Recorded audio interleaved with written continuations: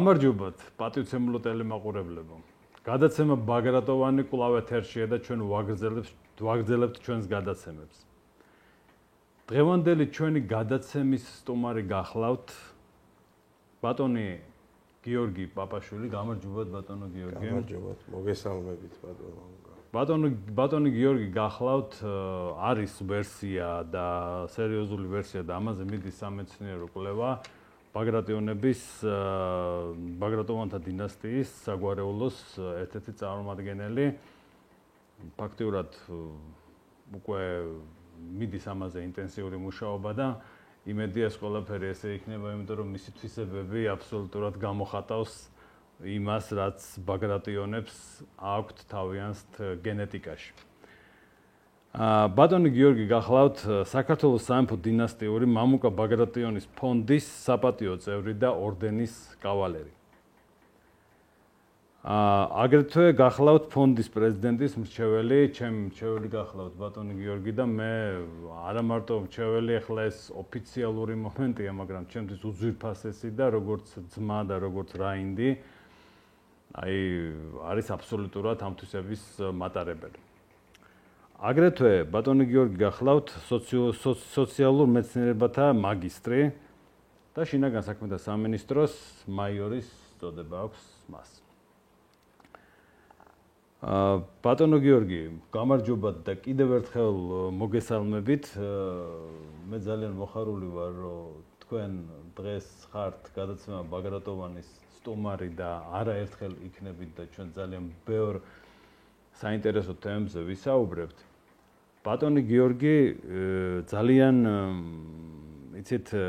კარგად ერკვევა და ძალიან კარგად ესმის საქართველოს მთის სულის.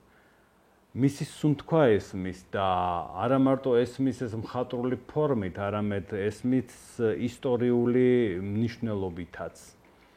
და საკმაოდ ღრმად არის გათვითცნობიერებული ამ საკითხებში. აქედან გამომდინარე, მე სანამ გადავიდოდეთ მთავარ თემაზე და ვისაუბრებდეთ მთაზე, შავხევსურეთზე, ამ ძველ ლეგენდებზე, ამ ძველ ტრადიციებზე, რაც საქართველოში იყო, მე მინდა რომ ვისარგებლო იმ გარემოებებით, რომ საქართველოს ყავს ახალი პრეზიდენტი და მიულოცო მის აღმატებულებას ბატონ მიხეილ ყაველაშვილის პრეზიდენტობა.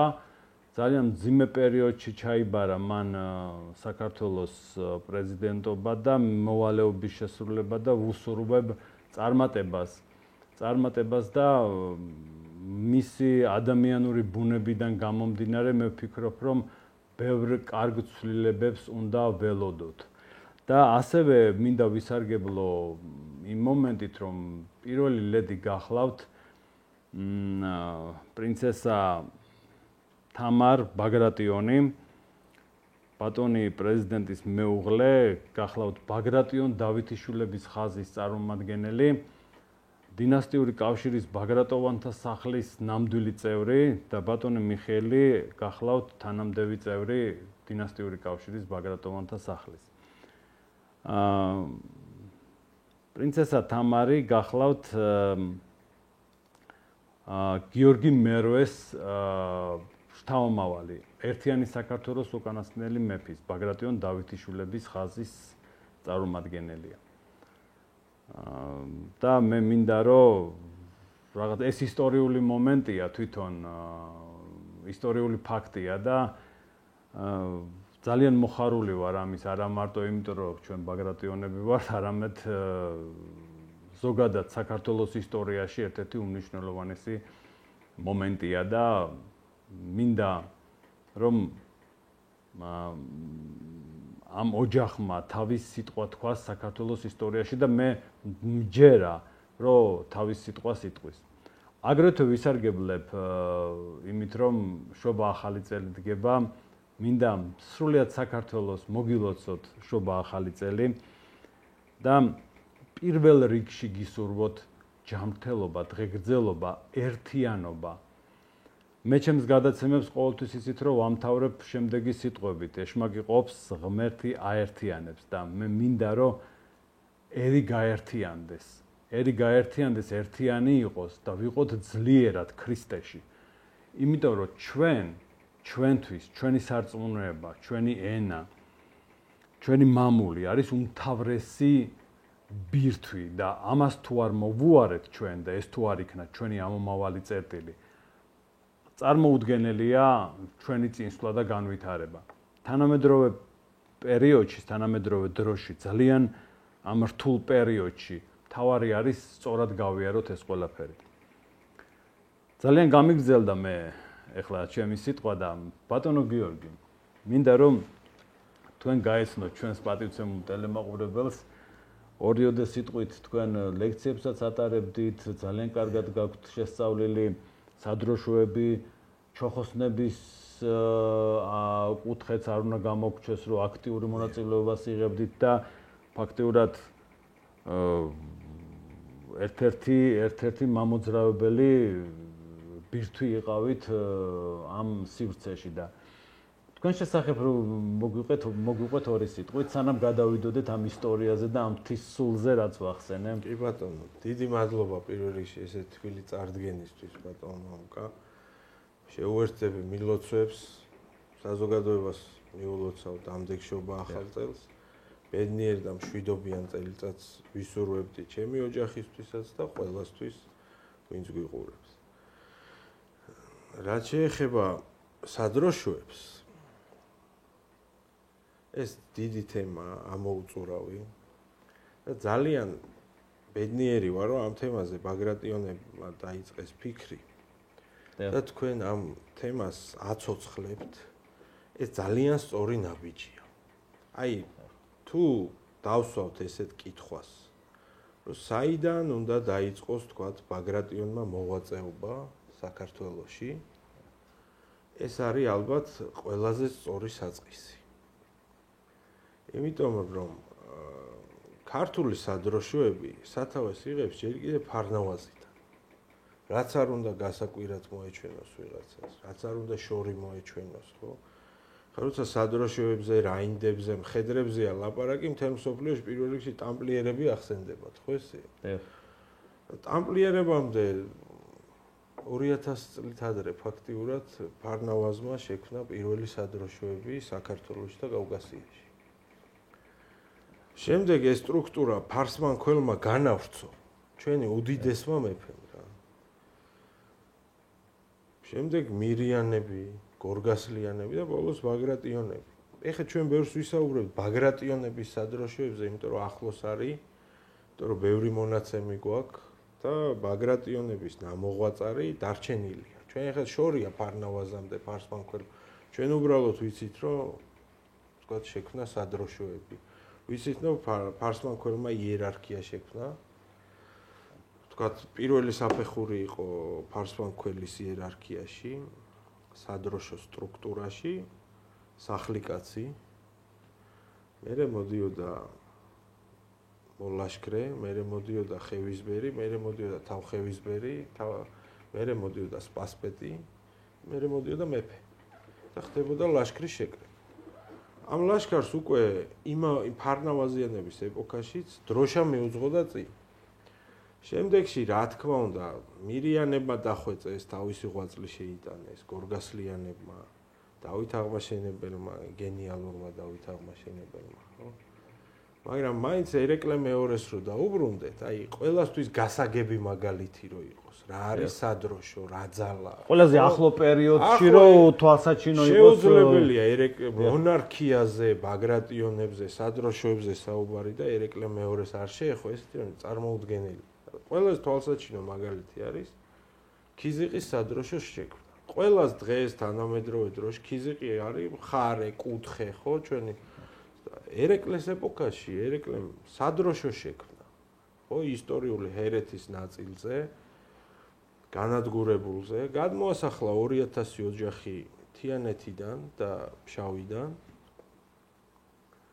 და აღადგინა უზარმაზარი ძალის მქონე სამხედრო შენაერთი, რაინთა სადროშო, საუფლისწულო მამულის, ქიზიყი იყო საუფლისწულო მამული.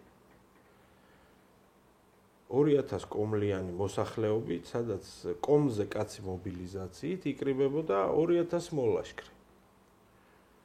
2000 მხედარი, 2000 რაინდი. ეს იყო ერთი სადროშო. აი გენიალური სვლა ერეკლეს. ხშირად ამბობენ, რომ ერეკლე კარგი მეომარი იყო და ცუდად ერკვეოდა პოლიტიკაში. 200 წლის მერე ადვილია მეფის კრიტიკა რა. ძალიან ადვილია ეს, როცა გარდაცვლილ ადამიანზე და ესე გააკრიტიკა. თან ისეთ მეფეზე როგორც ერეკლე იყო. წარმოუდგენელია ალბათ ერეკლეს კრიტიკა, აი 200 წლის მერე იმის მერე რომ გაუმრავლდით, გადავრჩით, გავძლიერდით, ფეხზე დავდექით და მაინც ერეკლეს ვაკრიტიკებთ, ხო? ეხლა ყველა მიცის რომ რატომღაც გონიათ რომ მარტო აღმოსავლეთ საქართველოს მოსახლეობა იყო გენოციდის და გაქრობის წინაშე. აღმოსავლეთ საქართველოში რუსების აღწერებით 1804 წლის, 1810 წლის, 17 წლის, 32 წლის მეფის რუსეთი აღწერებს რომ ატარებდა. აღმოსავლეთ საქართველოში მეტი ქართველი ცხოვრობდა ვიდრე დასავლეთ საქართველოში. ყველას ეს პირიქით გონია. წარმოიდგინეთ იმერეთის სამეფოში რა ხდებოდა ამ დროს, ხო? აი ერეკლე რო აფუძნებს თქვათ ქიზიყის სადროშოს მისი შვილიშვილი მოგვიანებით სოლომონ მეორე იგივეს იმეორებს იმერეთში ქნის ფიცის კაცები და არსებობდა ფუსტების ორდენი ეს რაც ცნობილია ეხლა რო ვილაპარაკოთ ჩვენ ვახსენეთ ფარნავაზი ფარსმანქველი დავითი ეს არის დედაბოძები ხო ქართული სახელმწიფოსი, ქართული ისტორიის და თითეული ქართული ოჯახისაც, ხო? მოვედით ერეკლე.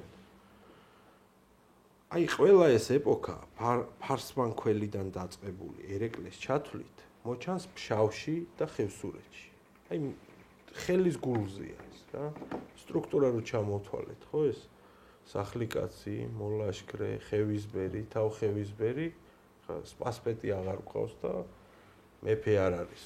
ქვეყანაში თუ დანარჩენი ეს სტრუქტურა ისე არის ხელუხლებელი 11 სადროშო ადრე ისტორიულ ერეკლეს დროს იყო 12 ზოგი მონაცემით უყვართ ფხოველებს უყვართ ამაზე საუბარი ოდესღაც 15 სადროშო გქონდაო დღეს არის 11 სადროშო როცა ლაპარაკია ვთქვათ აი ფხოველების წარმართობაზე როცა ლაპარაკია რომ თითქოს მათ რაღაც ბომონები და რაღაცების თაყვანისცემა ესეთი რამე არც ადრე არ იყო არც ეხლა არ არის მაშინაც იყო ეს სადროშოები რომელიც არის სამხედრო შენაერთი თანამედროვე ეკვივალენტი არის ბატალიონი აი ამაზე გასაგებად ეხლა როგორ შეიძლება ითქვას რომ რა არის სადროშო ანუ რომ მაყურებლისთვის იყოს ადვილი ასახმელი რაზე მიდის საუბარი. ხევისბერი არ არის სასულიერო პირი.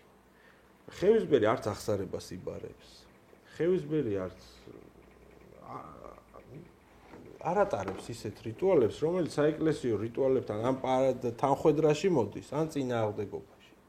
ხევისბერი არის სამხედრო პირი, რომელიც თავის დროზე ფარსმანქველმა შემოიღო და უცვლელად მოვიდა ერეკლეს ჩათვლით და არსებობენ დღევანდლამდე.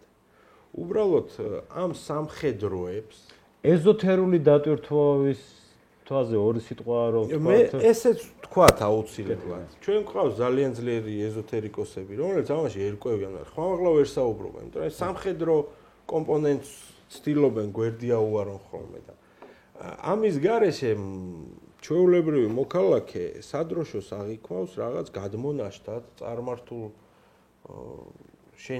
აი ვერ იგებს ჩვეულებრივი მოქალაქე ვერ იგებს რა არის ეს სალოცავები, რა არის ეს სადროშო და რა არის ხევისბერი. აი ეს ამის აღორძინება ბაგრატიონების მხრიდან. ეს არის საკუთარი თავის აღორძინება. ნებისმიერი მონარქი, რომელიც აღადგენს სადროშოებს, აღადგენს ამ იერარქიას, აღადგენს ამ ტრადიციას, რაინდობის, ზნეობის მორალის აღადგენს საკუთარ თავს და აღადგენს მონარქიას. ეს არის გზა და ბილიკი, რომელიც მიდის ტახტისკენ. არ მიდის სხვაგან. მიდის ტახტისკენ ეს გზა. და ეს პროცესი თვითონ უკვე ქვეყნისთვისაც მადლის ამაზეც მოგახსენებთ. აი ამაზეც მოგახსენებთ ახლა. ყველა ოჯახში დგას, თქვათ, აი მამათა და შვილთა ბრძოლა, ხო ილიას ეპოქაშიც იყო, თქვათ, აი გრიგოლ ორბელიანი იყო მამათა თაობის წარმომადგენელი, ილია ჭავჭავაძე იყო, თქვათ, შვილთა თაობის და პასუხი და ეს მამათა და შვილთა ბრძოლა, ხო? დღესაც ხო დგას ეს არის მარადიული თემა. როგორ აღზარდოთ ახალი თაობა ისე, რომ არ კონდეს კონფლიქტი მამების თაობასთან. ძაფრი კონფლიქტი. არ დაიქცეს ქვეყანას, აი ხა წარმოვიდგინოთ თანამედროვე ეპოქაში ახალგაზრდების წინაშე დგას უამრავი გამოწვევა, ხო? გაჯეტებით დაწყებული, რომ მიჯაჭვული არიან ინტერნეტს, ტელეფონს, ხელიდან ვერ ართმევს მშობელი, ხო? გემბლინგი ეს, აზარტული თამაშები, ნარკომანია, 1000 ჯურის ეს მეტალჰედი, მეტალისტი, რომელიც ფაქტიურად ეს არ არის მარტო მუსიკალური მიმდინარეობები. როცა ეს მუსიკალური მიმდინარეობაა და ხელოვნებას უკავშირდება, ძალიან კარგი შესახედიც არის და ძალიან კარგი მოსასმენიც არის.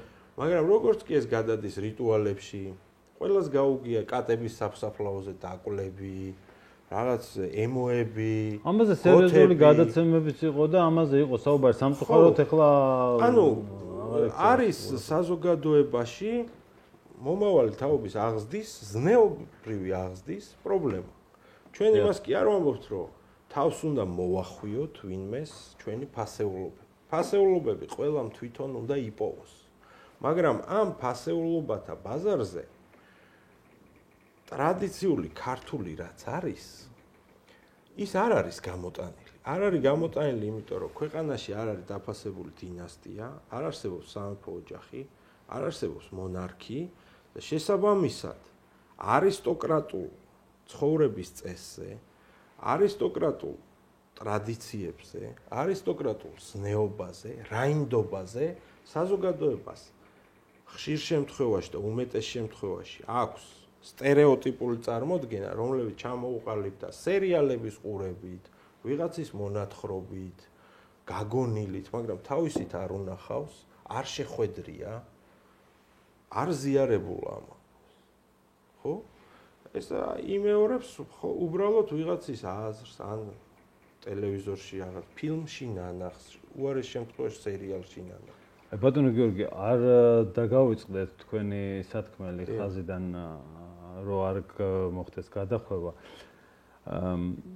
იცით, სტერეოტიპები პლუს ჩამოყალიბებული, რომელიც რუსეთის იმპერიის დროს ჩამოყალიბდა, მერე საბჭოთა კავშირის პერიოდში ჩამოყალიბდა და რეალურად მივედით განათლების სისტემასთან. ანუ განათლების სისტემა, რომ აი ეს აღზრდა ზუსტად იყოს და ეს ინფორმაცია მიეწოდოს ახალგაზრდას, აი რა გამოიწვია იმან, რომ ზუსტად აი ამ ფესვებზე არ აღიზარდა ბოლო პერიოდის თაობა, ძალიან ცუდი რყევები გამოიწვია ჩვენს ქვეყანაში და ეს ფაქტია, ეს ხო ფაქტია და ფაქტის წინაშე ვდგავარ და ზუსტად მამას ბრძანებთ. ეს ურთულესი პრობლემაა. ეხლა უკვე ჩვენ დავდებით ურთულესი აღზრდა. ეს არის აი სერიოზული ნებისმიერი ერის წინაშე მდგარი არის, ეს არის ნომერ პირველი ამოცანა, როგორი თაობა იზრდება. ნიჭიერი, არანიჭიერი, სპორტული, არასპორტული, ეს ინტელექტის ხუთი ფორმა არსებობს რა ამ ინტელექტის და ერთ-ერთი არის ვთქვათ ეს kinestic ინტელექტი, ხო? თუ ეს ბავშვი განვითარებულია, გამოდის ოლიმპიური ჩემპიონი, მსოფლიო ჩემპიონი, სპორტული წარმატებები. არის ლინგვისტური ინტელექტი. ხუთივე აქ ადამიანში ხუთივეა თავგადასავლად. ერთ-ერთი რომელიც თუ ერთი ხაზით არის, მაგრამ აი ლინგვისტური თუა კარგად სწავლობს, კარგად მეცადინეობს, კარგი მოწესრიგებული მოსწავლეა, გამო კარგი მეცნიერი. ჩვენთან არის სულ დავა, რომ აი სპორტსმენს რა უნდა პარლამენტში. ისიც ინტელექტუალია, ძალიან მაღალი დონის ინტელექტუალია. უბრალოდ აი ეს კინეტიკური ინტელექტია განვითარება. ეხლა ძალიან მნიშვნელოვან თემას ეხებით, ეხლა რომელიც მე ვფიქრობ ზუსტად შეესაბამება ჩვენი დროის გარემოებებს და ეს წინვალეთ იციან ამერიკის შეერთებულ შტატებში, ევროპაში. ბავშვს, რომელსაც კალათბურთში წარმატებები აქვს, ხელის გულზე ატარებენ იმას.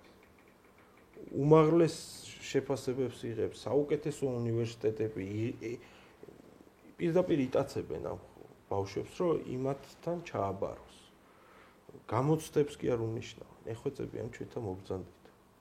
იმიტომ რომ ეს კარგი რაგბისტი, აი ამერიკულ ფეხბურთს თამაშობს კარგად დარბის. და ჩვენთან რატომღაც ეს აი საბჭოთა სტერეოტიპი დარჩა, რომ სპორტსმენი ვთქვათ არ არის ინტელექტუალი. პირიქით არის ეს. ოლიმპიური ჩემპიონი თავისი ინტელექტის ხარისხით აკადემიკოს ტოლფასია. აი მართლა ესია ეს რა. უბრალოდ ამას ლინგვისტური ინტელექტი აქვს განვითარებული ბავშვობიდან თავის თავში ეს განავითარა.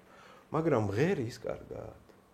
აი შეიძლება ან ხატავს ფიროსმანივით ყველა. ჩვენ შეიძლება ვთქვათ რომ ფიროსმანი არ არის ინტელექტუალი? აი ხო ნონსენსი. ვერ ვიტყვით კი? ხო ვერ ვიტყვით. რა მაშინ აი არ მინდოდა ამის აი რაღაც პოლიტიკურ ტალახაძეზე რატო ამბობ ინტელექტუალი არ არის?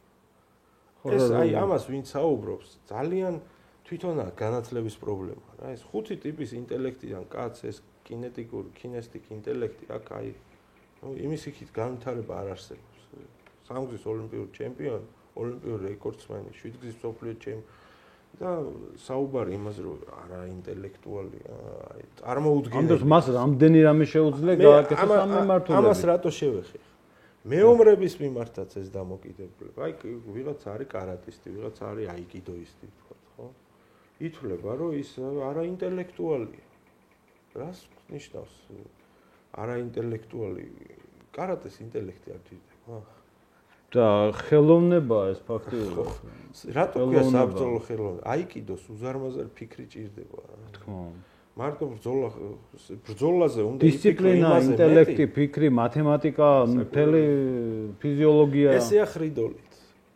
აი მასე მინდა გადავიდე ამ სადროშოს რომ დავა. თემას კი არ ავწდი, შორიდან მოუვარ. დიახ.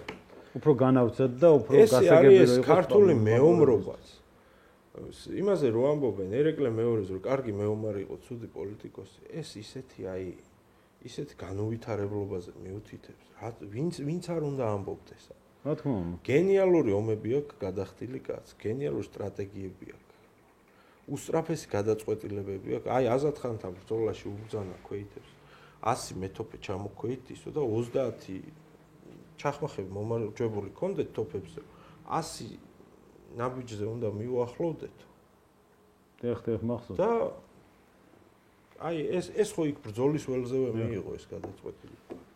მიუახლოვდნენ 60 ნაბიჯზე. და ცეცხლი მიცეს თოფებს და ეს პირველი ხაზი მოცელეს და გაიმარჯვეს.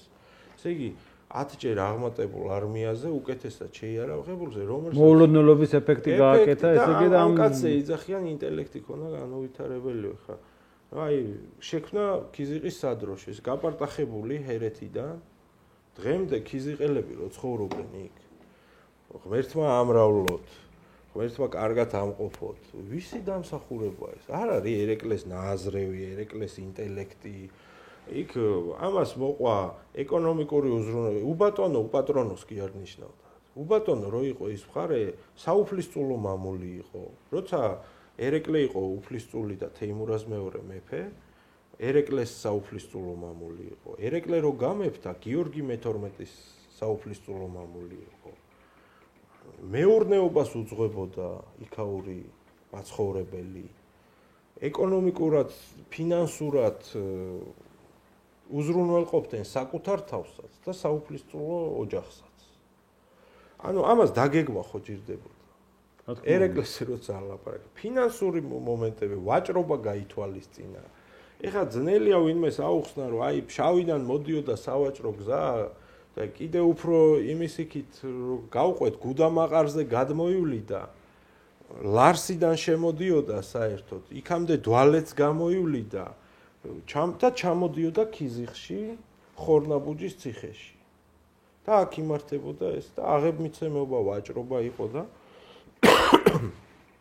ეს ერეკლეს გონებამ შექმნა ეს ყველაფერი ხო სადროშო შექმნა სადროშო თვითონ ქიზიყელებს ეშლებათ ხოლმე ეს ამბავი რომ აი ჩვენ გლეხები ვართ არაფერი არ არის ამაში თითქოს ერთი შეხედვით ეს არის ნახევარის ესე იგი გეუბნება რომ მე ნახევარი ვარ 50% ვარ მეორე 50% გაქრა რა ინდია ის არის ხედა უბატონო ხშირად ვამბობ ხოლმე მომწონს ამის თქმა შეიძლება მაყურებელს უბატონო უპატრონოს არ ნიშნავდა ამ კაც რაინდის ანგელოზი ყავდა ის კაცი რაინდი იყო რაინდი ევროპული ტერმინი, ქართულად მხედარი ქვია, ხო?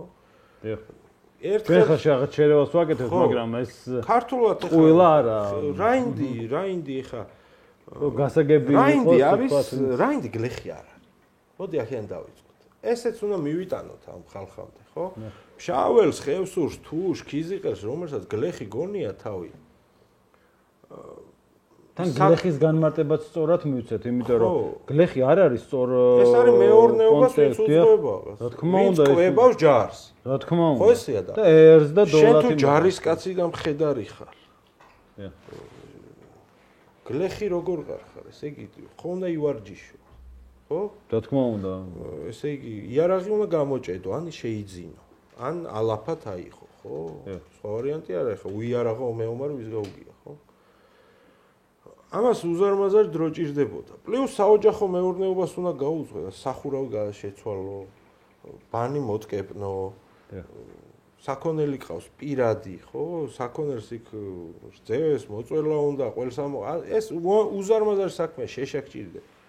ხო, ესე იგი, როდის ვარჯიშობდნენ? მოდი, აი, დავსვათ ეს კითხვა და ჩვენ ყველამ ვიცით, აი, მადლობა ღმერთს, რომ ჯერ ეჭქვეშ არ არის დაყენებული, რომ ძალიან მაგარი მეომრები იყო. ანუ ამას თელი მსოფლიო აღიარებს, ვისაც კი საბრძოლო ტექნიკას, ხო? თქვენ საბრძოლო ხელოვნების ოსტატი ვდადებით. აღმოსავლური ორთაბრძოლების ექსპერტი და თან ჩახედული. მე აი 7 წელი ვარჯიშობდი აიგიდოზე. და იმისთვის რომ თუნდაც პირველი დანი აიღო, დღეში რამოდენიმე საათიანი ვარჯიში ჭირდება? აუცილებლად, რა თქმა უნდა, ამას. ფიქრი იმაზე, როგორ იბრძოლებ, კიდევ რამოდენიმე საათია. ფიზიკური ვარჯიში არ არის საკმარისი. რა თქმა უნდა. სპორტული წარმატება. რა თქმა უნდა. ამაზე თან უნდა იფიქრო, როგორ ჩაატარებ იმ ორთაბრძოლას. ეს ვისაც უვარჯიშია, ეს იცის სხვა. იგივე მოჭიდავეებს ძიუდოისტები რო გონიათ, რომ ესენი არაინტელექტუალები არიან, რო ვარჯიშობს 3 საათი, 4 საათი ფიქრობს მოწინააღმდეგეს როგორი ტაქტიკით დაუპირისპირდეს. რომელ ხელზე ეჭიდაოს, რომელ ფეხზე მიიტანოს იერიში. კარგად შეისწავლოს, ამის გარდა ადგილზე უნდა შეეძლოს იმპროვიზაციის უნარი. უსტრაფესაც მიიღოს უნდა გადაწყვეტილება და ეს არის ეს მთელი კომპლექსია რა, ინტელექტი ამას ჭირდება თუ ჭირდება. ლექსის სწავლა ბევრად ადვილია. მე ლექსებსაც კარგად სწავლობ და აი კიდოც გამომდიოდა, რა ვიცი, არ ვიყავ ცუდი მოსწავლე ყველასე, მაგრამ ლექსებსაც ძალიან ადვილად სწავლობ, მათემატიკასაც კარგად სწავლობ. ხა თუ მათემატიკას კარგად ვისწავლიდი, გეოგრაფიას თქვა, ხო? აი მიგრაციების სპეციალისტი ვარ, ხო? თუ მიგრაციებში ვერ ყვევი, საშუალო დონეზე, მაგისტრის დონეზე, თქვა, ხო? საშუალოზე ერთსაფეხურზე. ესე იგი ინტელექტუალად ჩავითვლე. და თუ ოლიმპიური ჩემპიონი გავხდი, უინტელექტუალი. აი ეს ხო ის არის ნონსენსია რა. ეს თუ არ შეიცვალა ეს მიდგომა. გასაგებია და მე მინდა რომ აი როგორც მხედრები დავკარგეთ, როგორც სამხედრო ძლიერება დაიკარგა, იმის გამო სხვა გამომწვევ მიზეზებთან ერთად, ერთ-ერთი მიზეზი ისიც იყო, ეს სხვა არაპრესტიჟული. ცუდად ანაზღაურებადი გახდა რუსების შემოსვლის.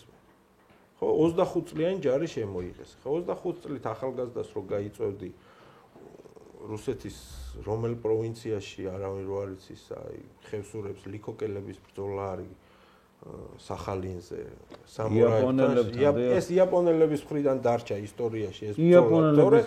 ესეც არ გვეცოდინებოდა, ხო?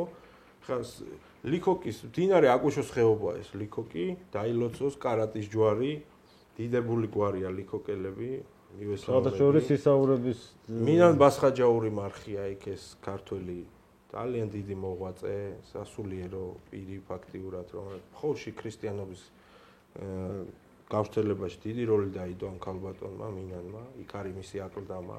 კარატის ჯვარია იქ ჯვარსალოცავი და თავის სადროშო ლიქოკელების.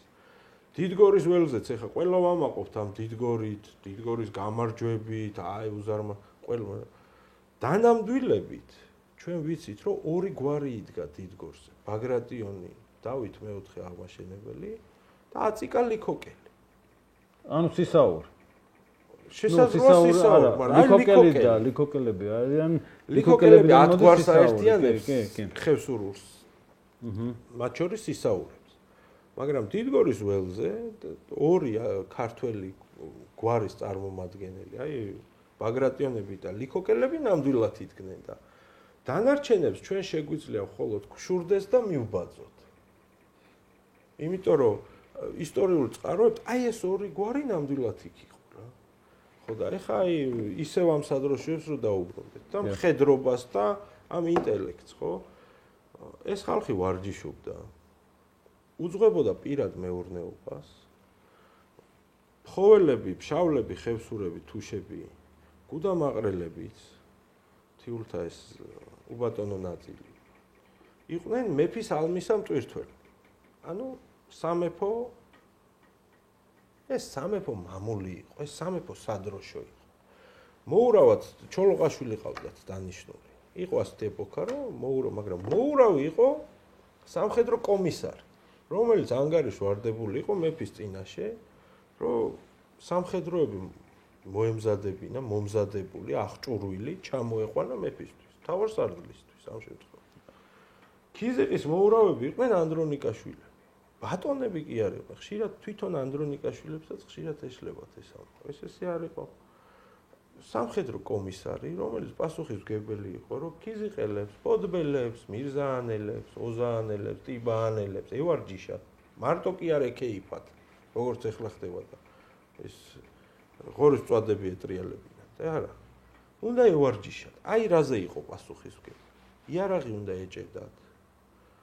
და მეფის დაძახილზე ორი ტიპის მობილიზაცია არსებობდა ისტორიულ საქართველოში. კომლზე კაცი და ქუძე კაცი. ქუძე კაცი ყველა გადიოდა, ჩვენს გონია რომ სულ ქუძე კაცი გავდიოდით, ესე არ არის. ქუძე კაცად გამოდიოდნენ ფხოველები და აზნაურები.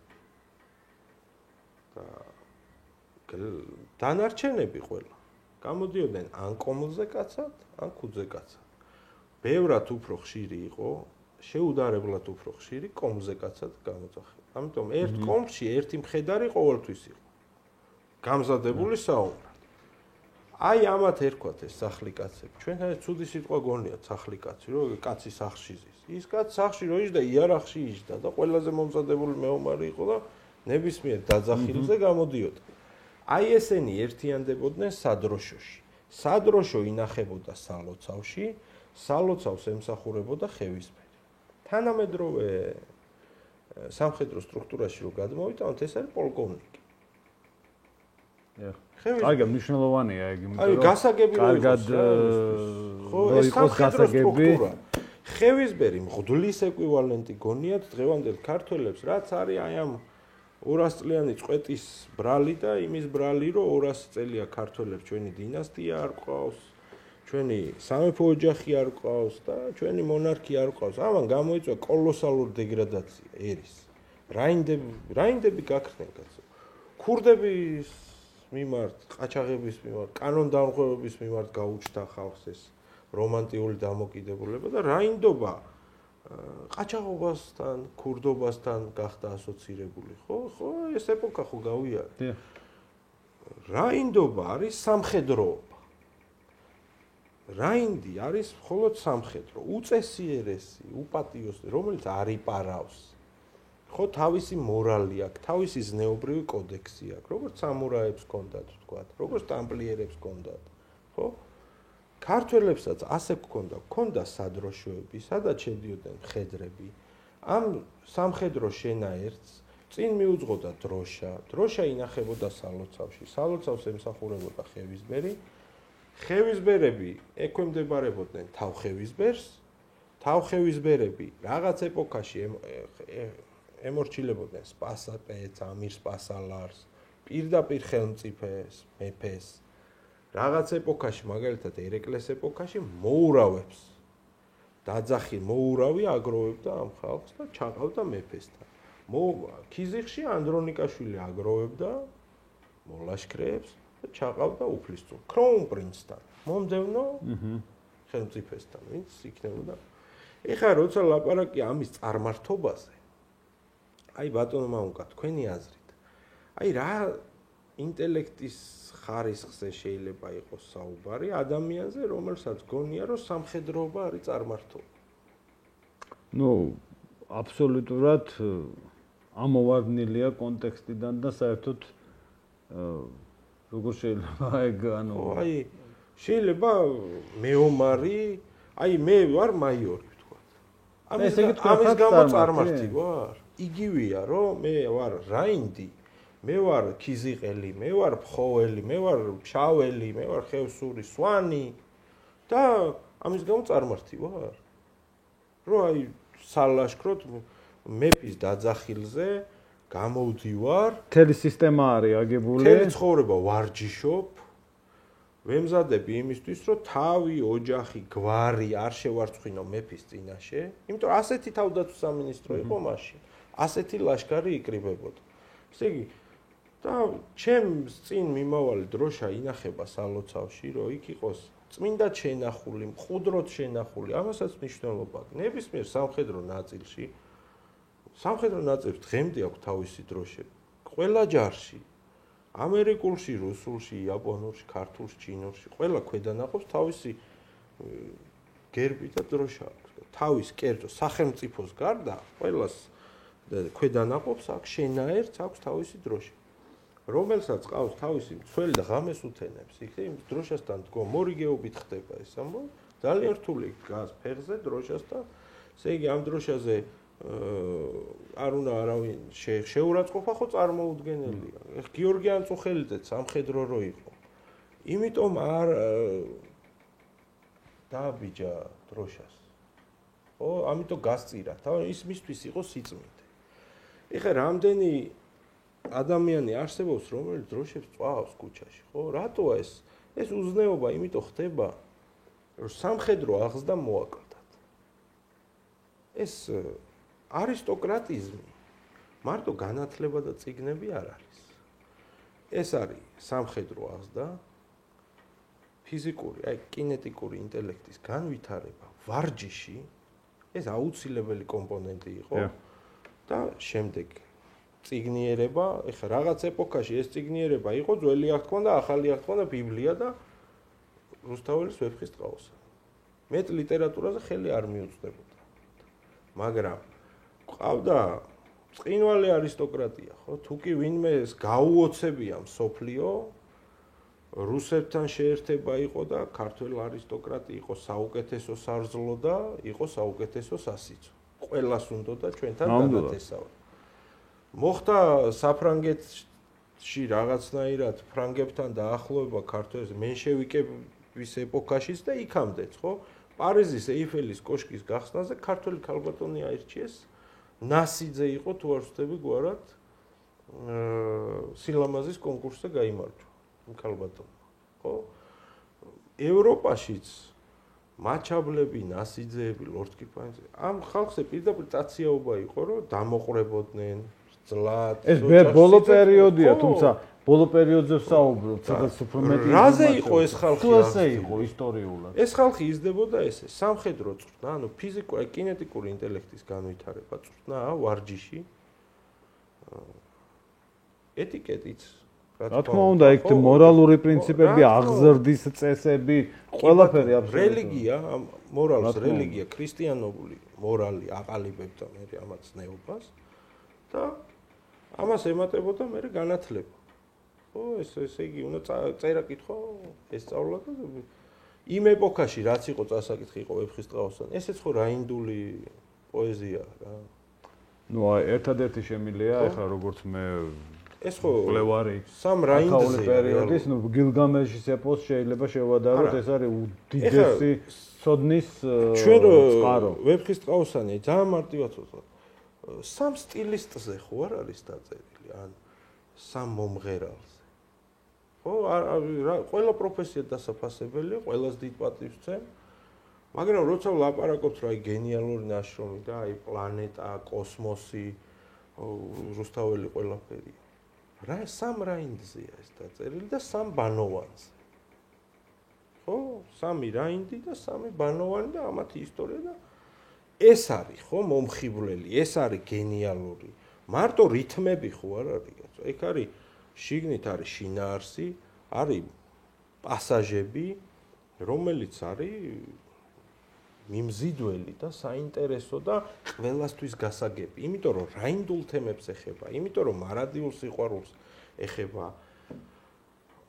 ანუ საქართველოს და აი საქართველოს როგორც კი მოწყვეტ ამ კომპონენტს, სადროშოებს და რაინდობას და სამხედროობას. რჩება ზუსტად ის 50% ქიზიყელი რო ამბობს, რომ აი ჩვენ გლეხი ვარ. წვადი რჩება შამფურზე, ღვინოც რჩება და იმის იქით არაფერი აღარ არის. და ეს მართლაც გლეხობაა ამ შემთხვევაში. და ეს ხედრობა აღარ ქვეყნის პრობლემაა. ხედრობა აღარ არის. ეხა აი კახეთზე რახან ჩამოვარდა ქიზიყი, რა რეწკინოთ, ძალიან მიყვარს ეს ენა. დედოფლის წყაროში მეც მაქვს სახლი და ნათესავებიც ყავს. რა რეწკინოთ ეს ამ. აი რა არის ხაშლამა? ყველას ეს სულ ამ ხაშლამაზე რო ლაპარაკობ. ხაშლამა სპორტული კვება. სამხედრო კვება. ეს არის თანამედროვე ენაზე რო ვთქვათ, ეს არის სამხედროების ორგანიზმის, აი ვარჯიშის დროს დახარჯული ენერგიის აღდგენის საუკეთესო საშუალება. ხა ყველას გაუგია ხო ეს პროტეინის სიტყვა. არსებობს კიდე კაზეინი, ეს პროტეინზე უფრო ძლიერი აღდგენი არის, კუნთურ მასას დის, გამძლეობას დის. ეხლა ვისაც უვარჯიშია სპორტსმენია, პროტეინიც იცის, კაზეინიც იცის და ანაბოლიკებიც იცის. რა, იმ ეპოქაში ანაბოლიკები შეუძლებელი იყო და ცილების მარაგის შევსების ერთადერთი საშუალება იყო ხაშლამა. და სუომი რო იყო და სულ რო ვარჯიშობდნენ, ამიტომ ჭირდებოდათ ის ხაშლამა. რა, ეს ტყუილა არ არის არაფერი. აი არაფერი არ არის ტყუილა. მაგრამ როგორც კი ეს კომპონენტი დაივიწყეს, თეთრი გიორგი დაივიწყეს. ხა ახმეტაში არის ეს თეთრი გიორგის ულამაზესი ტაძარი. ღვდლის მეტი არავინ არ დადის. ერი აღარ დადის, ხო? ღამის თევის კომპონენტია, იქ დროშებით მიდიოდნენ, არისტოკრატია ხდებოდა. არსებობს წვრილი არისტოკრატია და მსხვილი არისტოკრატია. აი ეს მოლაშქრეები, ეს მხედრები, ეს სადროშოს წევრები, ესენი იყვნენ აზნაურები ერთ თაობაში. დღეს რო იძახიან, რომ გლეხები ვიყავით ჩვენ. შეუძლიათ თქვა, რომ მუშები იყვნენ. პრობლემა არ არის ამაში და სოციალიზმში მოღვაწეობდნენ რა, მაგრამ სიმართლე არის ეს, რომ ქართველი მხედარი, მოლაშქრე, სადროშოს წევრი, ეს არის აზნაური ერთ თაობაში, რომელიც სალოცავს მიებარება, ხევისბერი ამას მიაბარებს სალოცავს, ხევსურეთში ამას ქვია ხუცესი მიაბარებს სალოცავს, მთიულეთში ამას ქვია, რომ დეკანოზი მიაბარებს სალოცავს.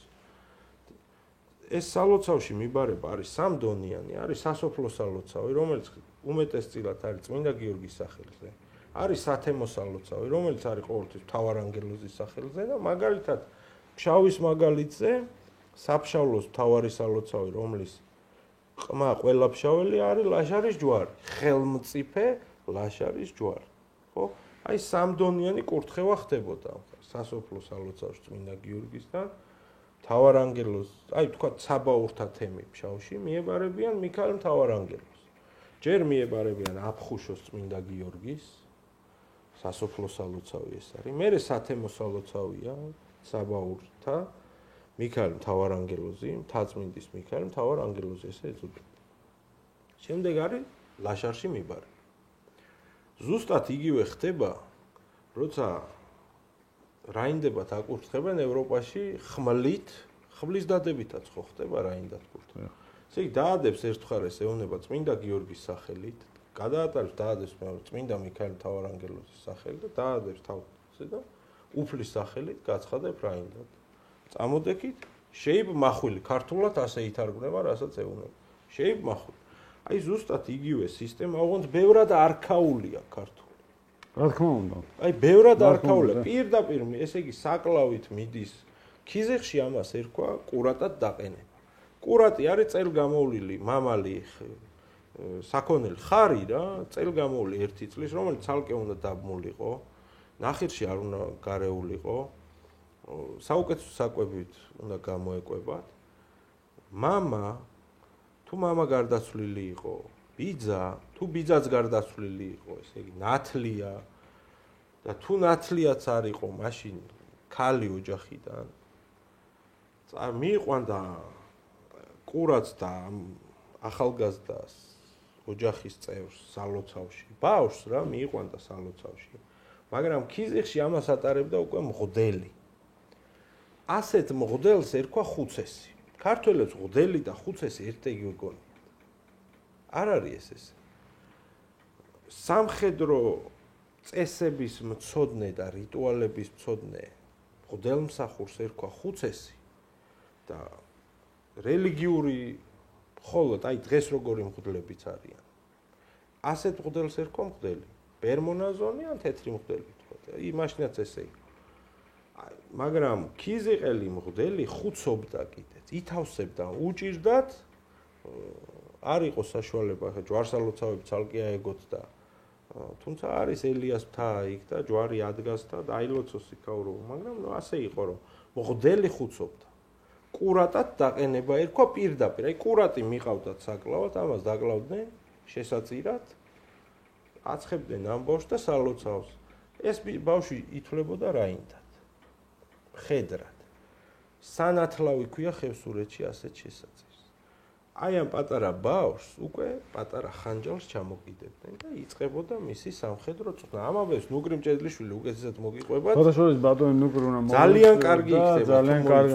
აუცილებლად დეტალურად ნასაუბრები. მე უბრალოდ გავაგრძელებ, რომ აი სხვა კუთხეებს რო არ ეგონოთ რა. მე რაც ვიცი იმას ვამბობ.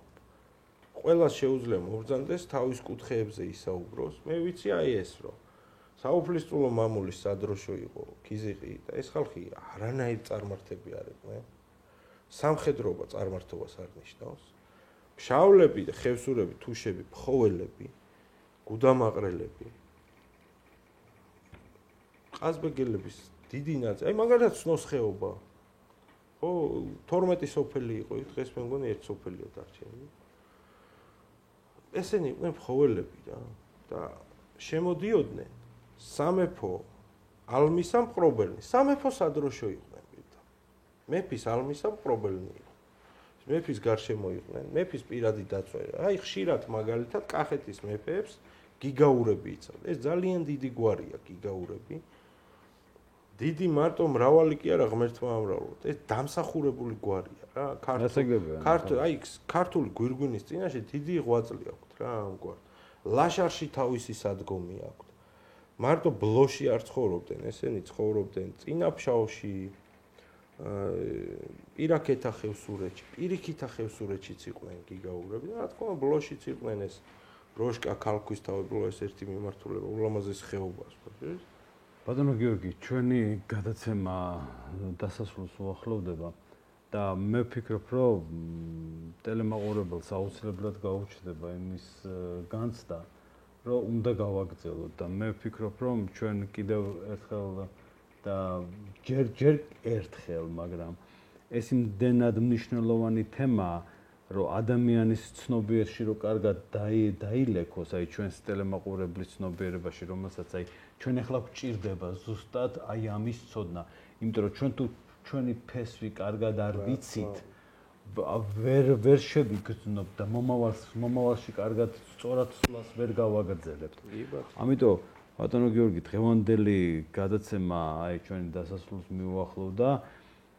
ჩვენ აუცილებლად ჩავწერთ მეორე ნაწილს ამ თემას გავაგრძელებთ, განვავრცობთ და უფრო თანამედროვე დროისთვის, იმიტომ რომ აი მან იყო ძალიან ბევრი ნიუანსები, რომ ჩვენ თანამედროვე სისტემასთან მოვიყვანეთ ეს წყობაში. გასაგები რო იყოს და პრინციპში დღევანდელი დღის წყობაც რო აეწყოს ამაზე დაფუძნებით თანამედროვე ეპოქისთვის მისაღებ ტექნოკრატიულ ამ ჩვენს დროში იქნება იდეალური რა, იდეალური და ჩვენი სიტყვა უნდა ვთქვათ მსოფლიოს წინაშე. ესე იყო დიდგანვე, იმიტომ რომ სადაც იყო ცივილიზაცია, იქ იყო ჩვენი ერი ყოველთვის დაწყებული შუმერებიდან და იმის წინ ვოლთ ინფორმაცია არა გვაქვს. არ არის ჯერჯერობით მეტი ინფორმაცია და აი სადაც კი ცივილიზაცია იყო, იქ იყო ჩვენი ერი. და აქედან გამომდინარე ეს ცოდნა არ არის პატარა ცოდნა, ეს არის უდიდესი ცოდნა, რომლის გახსენებაც უნდა მოხდეს ახლა ჩვენს ერში, იქიდან გამომდინარე, რომ კარგად დაიგეგმოს მომავალი ჩვენი სულები. უღრმეს მადლობას ბრძანეთ, რა თქმა უნდა. ჩვენ მხარეზე არის ერთი დიდი უპირატესობა. ჩვენ ვამბობთ სიმართლეს. ეს ასე იყო და ეს ასე არის და სულ ასე იქნება. ეს არასდროს არ შეიცვალა, ეს მოცემულობა არის მარადიული. არსებობს თემები, რომელიც უბრალოდ აი ქართველებს ეს თავისით კი არ დაავიწყდათ. ეს ძალმომრეობით დაავიწყეს. დინასტიის გასახლებით, დინასტიის განადგურებით, ხევისბრების დახვრეტით, იმ მღვდლების დახვრეტით, ვინც ხუცობაში ერკვეოდა, ვინც ყველა მღვდელი კი არ დახვრეტეს. აი ეს ესეთი მღვდლები დახვრეტეს. ყველა არისტოკრატი კი არ ამოწყვიტეს. ვინც ამაში ერკვეოდა, ვინც ამაში ჩართული იყო, ვინც აი ხერხემალს შეადგენდა სახელმწიფოებრიობის, აი იმათ შეეხლა, იმაშტეისგან სამეფო ოჯახი ამისთვის გაასახლეს. 90 წელს მიტანებული დარეჯან დედოფალი, რომელზეც რატომღაც ისე ხილაღებით ამბობენ ხოლმე რაღაცეებს, რომ კარგი იყო, გადასარევი, უდიდესი არისტოკრატია. ძალიან ძლიერი ქალბატონი. მე უდიდეს პატივს ვცემ. აი ეს ქალთა სიძლიერეზე, ემანსიპაციაზე, ქალთა უფლებებზე რო არ ლაპარაკ. ჩვენ ყავდა მარტო თამარ მეფე არ ყავდა. დარეჯან დედოფალიც ძალიან ძლიერი ქალი იყო, ძალიან დამსახურებული, დიდი პოლიტიკოსიც, სულიერებაში უაღრესად გარკვეული. აი ესე გიორგი მე-12-ის მეუღლე მარიამი. გმირი ქართველი ქალი. მაგრამ რატომღაც უფრო მარო მაყაშვილზე მეც ლაპარაკობენ, ვიდრე მარო რა თქმა უნდა დიდი იუნკერი, დიდი თავდადებული ქართველი ქალი იყო, მაგრამ მე გამიხარდებოდა მარიამ დედოფალზე იყოს, დარეჯან დედოფალზე იყოს მეტი საუბარი. არ შეიძლება ქართველები უფრთხოდნენ საკუთარ დინასტიაზე საუბარს და ბაგრატიონებთან დაახლოებაზე კონდეთ ანტაგონიზმი. ეს არის რომ საკუთარ თავს უფრთხოდნენ და საკუთარ თავთან დაახლოებაზე კონდეთ ანტაგონიზმი.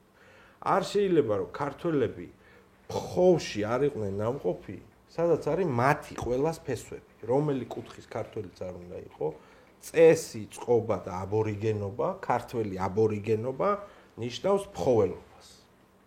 აი ჩოხის წინაპარი არის ტალავარი. აი ყველას წინაპარიც ჩვენი არის ფხოველი. წესწყობის, სამხედროების, კულტურის, აი ეს რაც კი ქართულ სამხედროობას, ქართულ ისტორიოგრაფიას ქმნის და ეს ომების ისტორია. აი ამის ფესვები არის ფხოვში. აი ამ თემაზე მე შემდეგშიც მოვალ და იმის შემდეგშიც მოვალ სასაუბრო. გავაცოცხლოთ ეს, მივაწოდოთ პატივცემულ ტელემაყურებელს ჩვენ ერს იმისთვის, რომ ვიყოთ უფრო ძლიერად და ვიაროთ სწორად მომავლისკენ. ეხლა დაგემშვიდობებით. დიდი მადლობა. და ვიტყვი იმ სიტყვებს, რა სიტყვებს და ყოველთვის ვამთავრებ გადაცემას. ეშმაკი ყოფს, ღმერთი აერთიანებს. მომავალ შეხვედრამდე.